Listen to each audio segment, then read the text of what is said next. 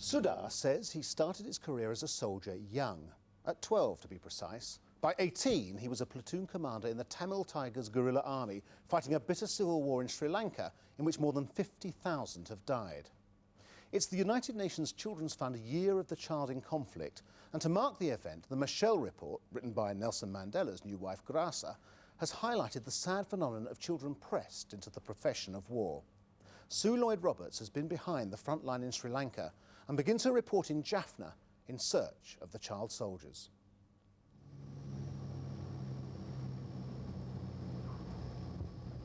The government takes every precaution with the few journalists it allows into Sri Lanka's war zones. All news from the area is carefully controlled.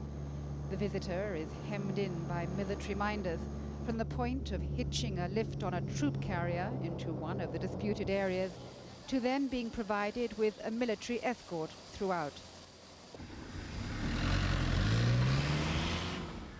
No one's taking any chances. Although the Jaffna Peninsula was allegedly liberated after heavy bombardment by government troops 3 years ago, the area is still regarded as hostile. Only half the Tamil population of 1 million who fled the bombing have returned to the few houses which remain, and Tamil Tigers still control the country to the south. Government soldiers are now coping with a more sinister threat from the enemy's children. The leaders came to our school when I was 13 and said we had to join their army in order to rescue our country. I was trained in laying landmines, operating machine guns and pistols. After 3 months, I was sent on my first operation.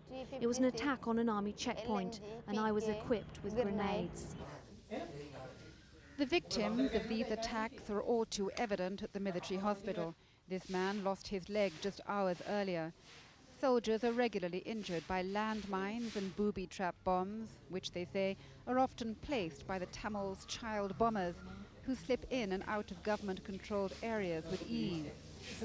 I was shown a suicide jacket wired to 2 kilos of explosives, like the type which had been used by a child a week before, to deadly effect.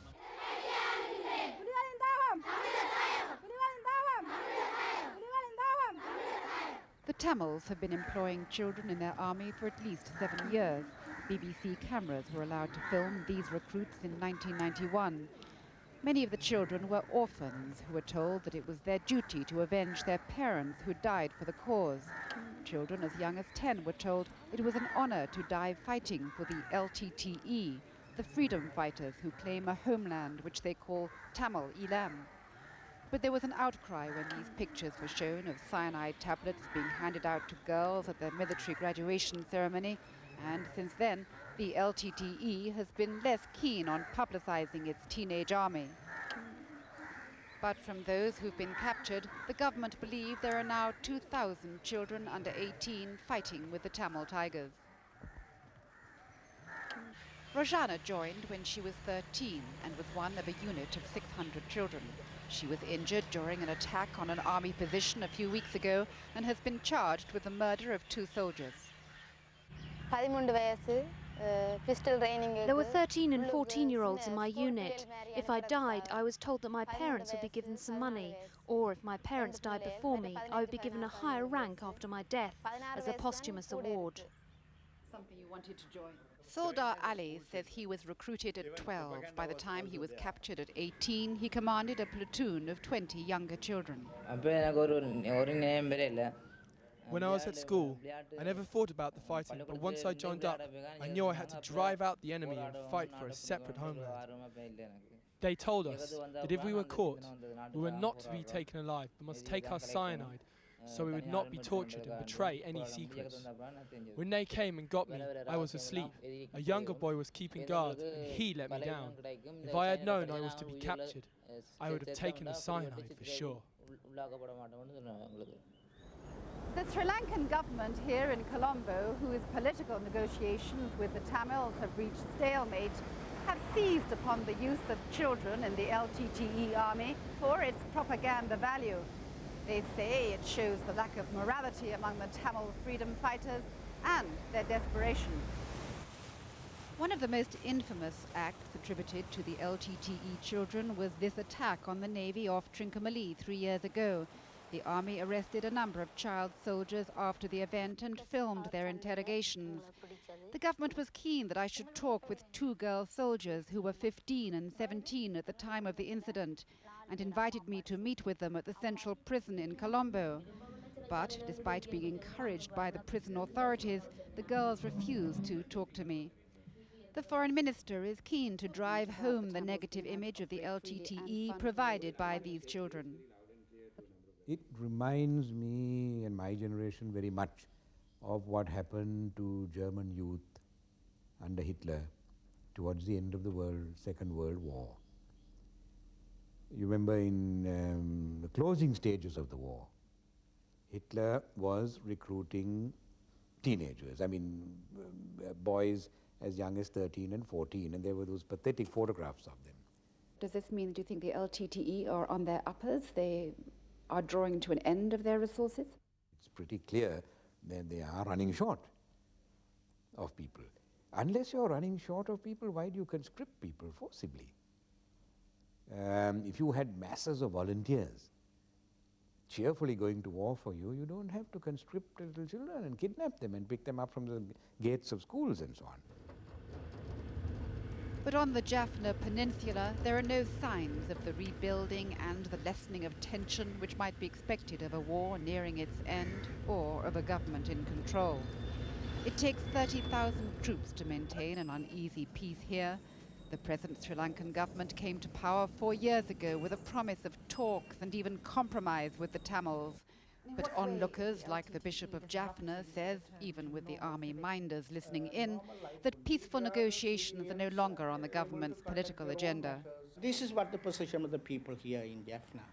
And also almost all the Tamil people in the north and east would say that. The government is not putting enough efforts, similar to the effort they are putting in the war. All effort at negotiation has been stalled. Even the peace package, the government was talking about that. Now nobody speaks about it. The army say they're now employed on a hearts and minds campaign to win over local Tamils and encourage thousands more to return to government-controlled areas. When I tried to ask people about whether the army was succeeding, no one seemed to want to talk to me with my minder in tow. The Tamils, who make up 1/8 of the population, claim 1/3 of Sri Lanka, an area which includes much of the island's north and eastern coastline. 3 years ago, the LTTE forces held 20% of the island, but after the fall of Jaffna and the areas around Trincomalee and Batticaloa to the Sri Lankan army, the government claim they've taken back about half that territory. On the east coast, pockets of land pass from one side to the other with some regularity, and hearing there might be a chance to get behind LTTE lines and talk freely to Tamils, I headed that way. A ferry ride from Trincomalee past the naval port attacked by the two girls brings you to the part of the island outside government control, which it euphemistically calls Sri Lanka's uncleared areas, which are strictly out of bounds to journalists. The army still controls the main roads into the rebel areas, so a Tamil sympathizer showed me an alternative route to avoid the army checkpoints. I was told to hurry. The LTTE troops don't like journalists here either, but they'd withdrawn to join the fighting in the south, which left a chance to visit the Tamils here before the Sri Lankan army attempted to move in.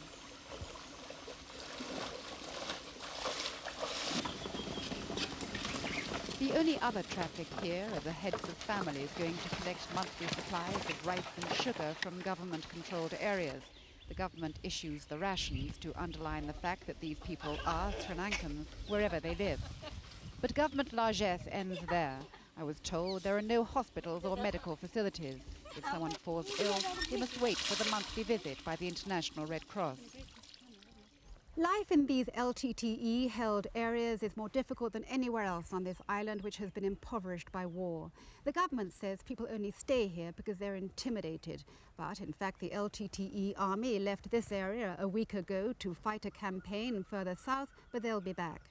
The people here say they'll stay because this is all they have to call their Tamil homeland, and they'll use their children when necessary to defend it.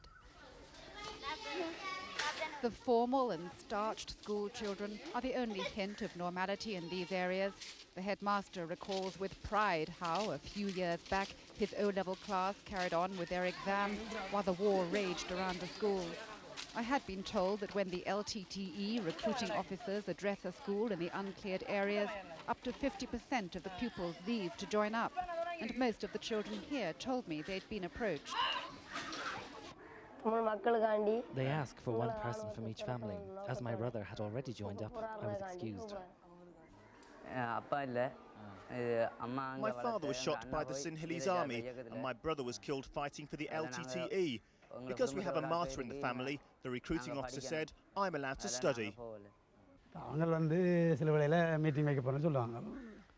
From time to time, the LTTE come to the school and say they want to hold a meeting. I don't say yes, but I can't say no. We have to agree because we don't want problems. What can I do? People here are afraid of the LTTE, but they want Tamil Alam. In one of the bombed-out houses in the village, I met a local recruiting officer who'd been left behind to recruit more children while the army was away fighting. Hundreds of our temples have been attacked. Our people are not free and we are continually harassed by the authorities, and our homes are raided. It is this that drives people to support the Tigers. You accuse the Sri Lankan authorities of human rights abuses, and yet the LTTE and its supporters condone the use of children as soldiers. How do you defend that? It is not the Tigers who are recruiting young people. It is the government who are driving the young people to the Tigers. For example, when a young person loses a parent, they feel great anger, and they vent this anger by joining the Tigers, and so fighting back against the atrocities which have been committed against them. The war against the Tamils is costing the Sri Lankan government an estimated £10 million a week. And every time one of the Tamil Tiger suicide bombers hits targets in the capital, Colombo, or like earlier this year in one of the main tourist resorts, millions more are lost in tourist revenue. Now, in addition to coping with the landmine amputees and widespread malnutrition in the hospitals which border the war zones, doctors are preparing to cope with hundreds of psychologically traumatized children on a scale never seen before. The man who's been put in charge admits he hasn't got the resources to cope. The scars are very deep, and there have been long-term consequences of severe aggression, sleeplessness, addiction to drugs, and also obsession to see blood, and so on. So the long-term sequences are very much so like in any other form of abuse, such as sexual abuse or physical abuse for that matter. They fed me with false propaganda. They gave me wrong ideas. I had to stay with them. I want to enjoy life and go home, but now I'm charged with murder.